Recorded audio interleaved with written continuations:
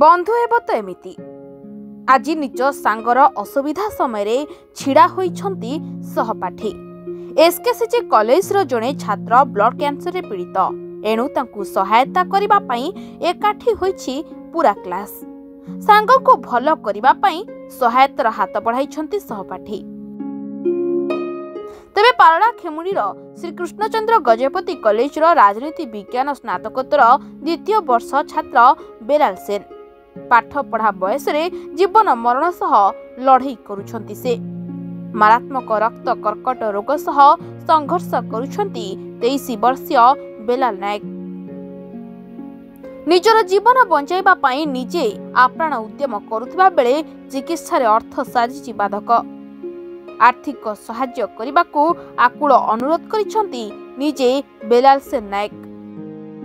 वर्तमान मु रक्त कर्कट रोग रे पीड़ित अछि एवं वर्तमान मु आर्थिक क्षेत्र रे भांगी पड़िछि जहाँकि आयुष्मान कार्ड रो मध्य वैलिडिटी शेष हो जाइछि जहाँ फल रे मोर चिकित्सा क्षेत्र रे असुविधा उपजुछि। तेणु आपण माननकु समस्त मोर अनुरोध कि किछि आर्थिक सहाय्य कले मोर चिकित्सा क्षेत्र रे उन्नत आसी परिबो। धन्यवाद। जदियो आयुष्मान स्वास्थ्य कार्ड रे तांकर चिकित्सा आरंभ होइतिला किंतु कार्ड रे निर्धारित अर्थ सरी जिबारु एबे चिकित्सा अटकी रहिछि। पुअर जीवन बंचाइबाकू एबे माँ बापांको पाखरे कोनोसी संबळ नथिबा बेले आर्थिक सहाय्य करिबाकू हाथ बढ़ाइछंती निज सहपाठी। पुणी बेलाल केमिति भल हेबे सांग मानक सह कॉलेज जिबे से नै पूरा चेष्टा जारी रखिछंती समस्ते। सरकार को सहाय्य मागिबा सह सांग माने कॉलेज रे भी समस्त को तांको चिकित्सा पई आर्थिक सहायता करिबाकू निवेदन करिछंती। एथिपाई महाविद्यालय अध्यापक अध्यापिका एवं छात्र छात्री ठारू सहायता गुहारी करिछंती सहपाठी। मो सीनियर भाई बेलाल सेन भाई आम हॉस्टल रे रहउथले तो से बहुत गोटे भलो स्पोर्ट्स पर्सन थिले हेल्थ कॉन्शियस पर्सन थिले जति कि हमर सब स्पोर्ट्स प्रोग्राम होय सेथरे भी पार्टिसिपेट करंती बहुत भलो पिला थिले पाठ रे हो किबा स्पोर्ट्स रो से बहुत भलो थिले। हठात आम सुनिया पाइलु कि से ब्लड कैंसर रे पीड़ित अछंती एवं से दिल्ली रे बरहमपुर रे सबले ट्रीटमेंट होउतले। वर्तमान से बे भुवनेश्वर रे गोटे प्राइवेट हमर कैंसर सेंटर रे ट्रीटमेंट होउचंदी। तांकर जो हेल्थ कार्ड थिला से हेल्थ कार्ड रो लिमिट एबे सरी जाइछ तो से एबे आमे तांको तरफरु आमे रिक्वेस्ट करछु गवर्नमेंट किसी एथिपति ध्यान देई तांको टिके आर्थिक सहायता करंतु। आर्थिक सहायता कले से पुणी जेमती पूर्व थिले सेमती रहि परिबे।